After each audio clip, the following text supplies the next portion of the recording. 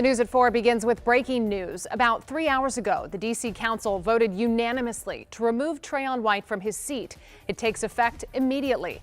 Thank you for joining us on WUSA 9 and streaming on WUSA 9 Plus. I'm Simone D'Alba. An independent investigation found, quote, substantial evidence that the now former Ward 8 council member violated the council's code of conduct by allegedly taking bribes, charges that White denies. Rafael Sanchez Cruz is live at the Wilson building with what's next for Trayon White and for those who live in his ward. Rafa? Yeah, Simone, it hasn't been a month since Trayon White was sworn in for his third term, and now he's been expelled. Now, a special election will be held to replace that vacant seat, but the question tonight is, will Trayon White run again?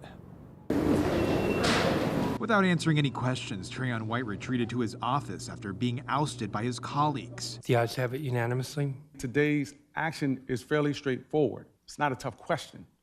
What's right is right, what's wrong is wrong. Councilmember Kenny McDuffie, who led the ad hoc committee, insists that the expulsion is based on proof that Trayon White violated D.C. ethics and public trust. Councilmember Trayon White will have his day in court to face the criminal charges against him. Trayon White has pleaded not guilty to the single bribery charge he faces.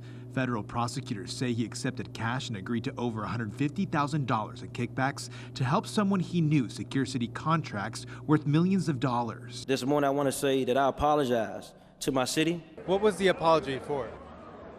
If one agrees that expulsion is the same as disenfranchisement, and I don't agree with that. Today, Chairman Phil Mendelson pushed back against those who say Trayon White's removal goes against the will of voters. He never came to Ward 8 and had a town hall meeting to ask us how we feel about this.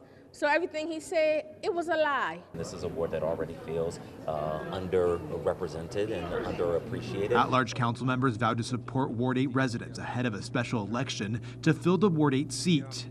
Because Trayon White has not been found guilty of the legal charge, he is still eligible to run for a seat again.